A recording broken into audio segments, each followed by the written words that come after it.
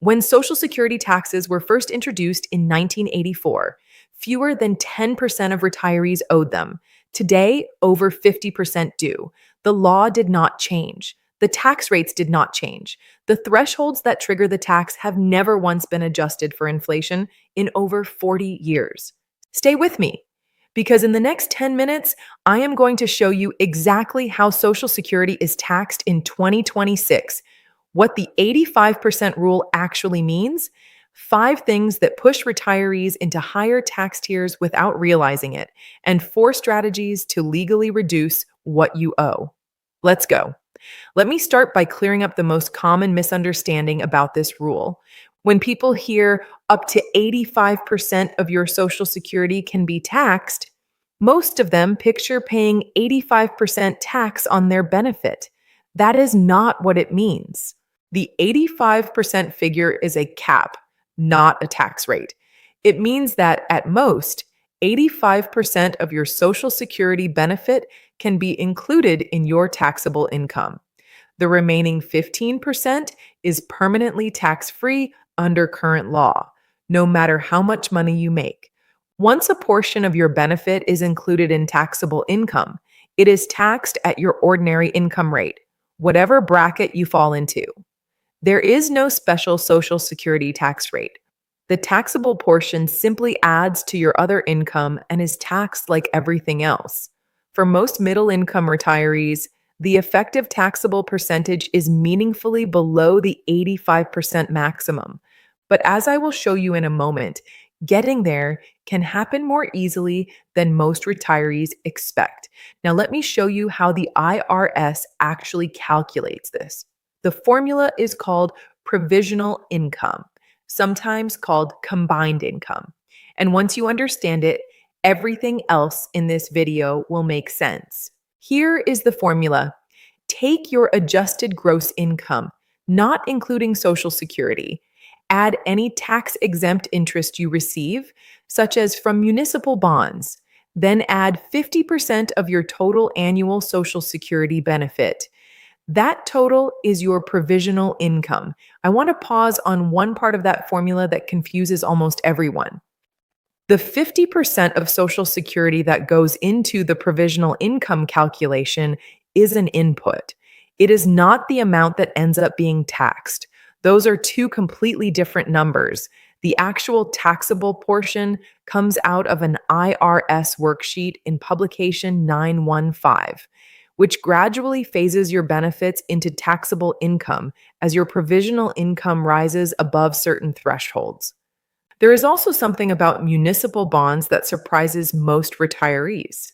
Even though muni bond interest is completely excluded from regular taxable income, it counts in full when calculating provisional income. If you load it up on municipal bonds specifically to avoid federal tax in retirement, those bonds are still raising the number that determines how much of your Social Security gets taxed. Your bonds are doing their primary job, but they reach into this formula through a side door. Now, let me walk you through the 2026 thresholds so you know exactly where you stand. If you are a single filer and your provisional income is below $25,000, 0% of your Social Security is federally taxable.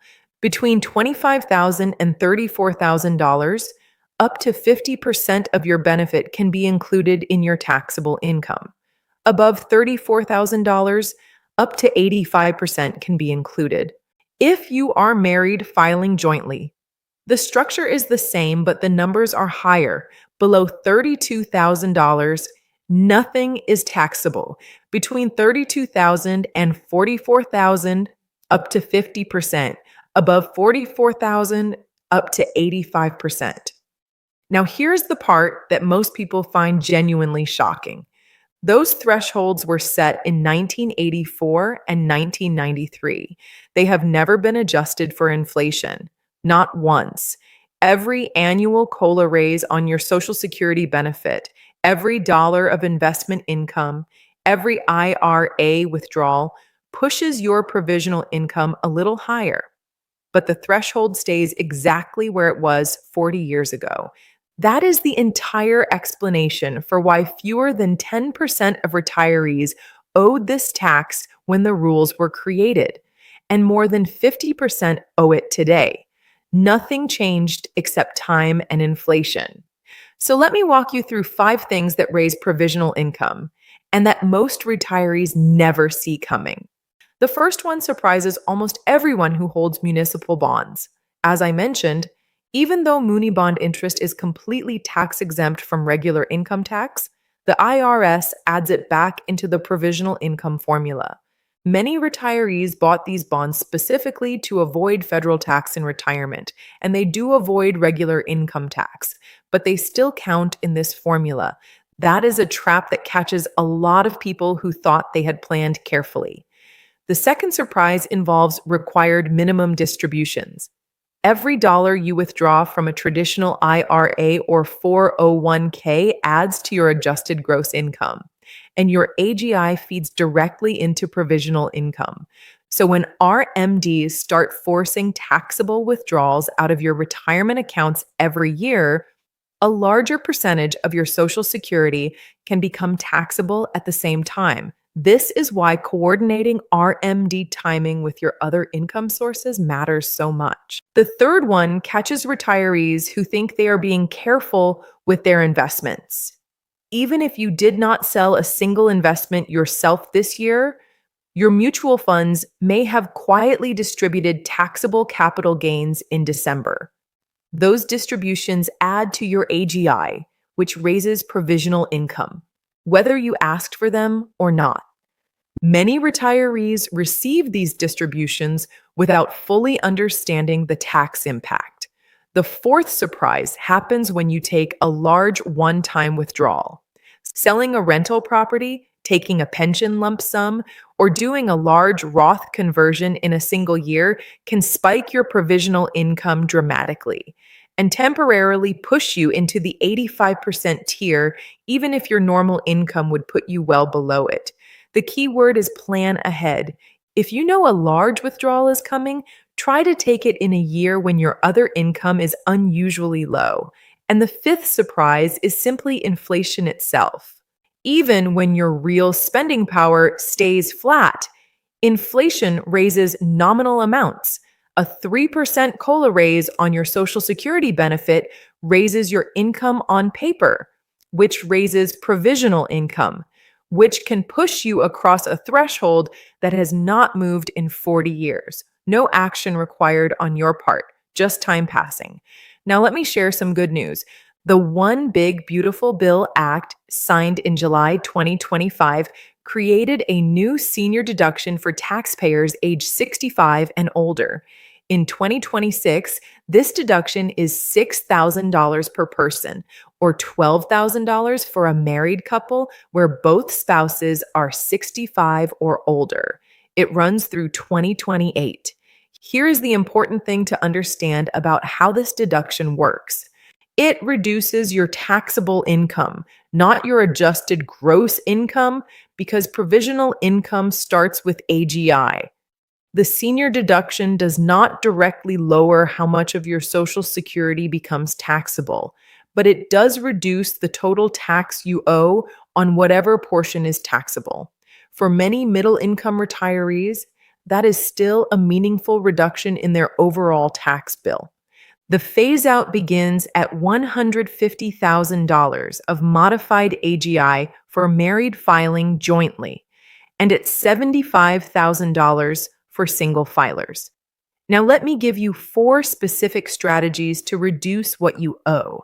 The most direct approach is to manage your provisional income deliberately. If you can keep your provisional income below $32,000 as a married couple, or $25,000 as a single filer, your Social Security is completely tax-free. Even moving from above $44,000 to below it can meaningfully reduce how much of your benefit is taxable. This takes planning, but it is entirely achievable for many retirees with the right income structure. The second strategy is one of the most powerful tools available, and it connects directly to what we covered in the previous video. Qualified Roth IRA withdrawals do not count in your adjusted gross income. They are invisible to the provisional income formula. Every dollar you take from a Roth instead of a traditional IRA reduces your provisional income without reducing your spendable income. This is the mechanical reason Roth accounts are so valuable for retirees whose Social Security is at risk of heavy taxation. And it is why Roth conversions during the trough years, before RMDs begin, can have compounding benefits that go beyond just the conversion itself. The third strategy is about timing. If you have flexibility in how much you withdraw from a traditional IRA in a given year, you can design that withdrawal amount to stay below a threshold rather than cross it. Sometimes the difference between $43,000 and $53,000 in provisional income is the difference between 50% and 85% of your Social Security being taxable. Running those numbers before you make the withdrawal rather than after is the entire strategy. And the fourth strategy is geographic. 41 states do not tax Social Security benefits at all. If you live in one of the 9 states that does Colorado, Connecticut, Minnesota, Montana, New Mexico, Rhode Island, Utah, Vermont, or West Virginia, check the specific rules and thresholds for your state. For some retirees, this is worth factoring into retirement location decisions. More than 50% of retirees now owe federal income tax on Social Security benefits they spent decades paying into.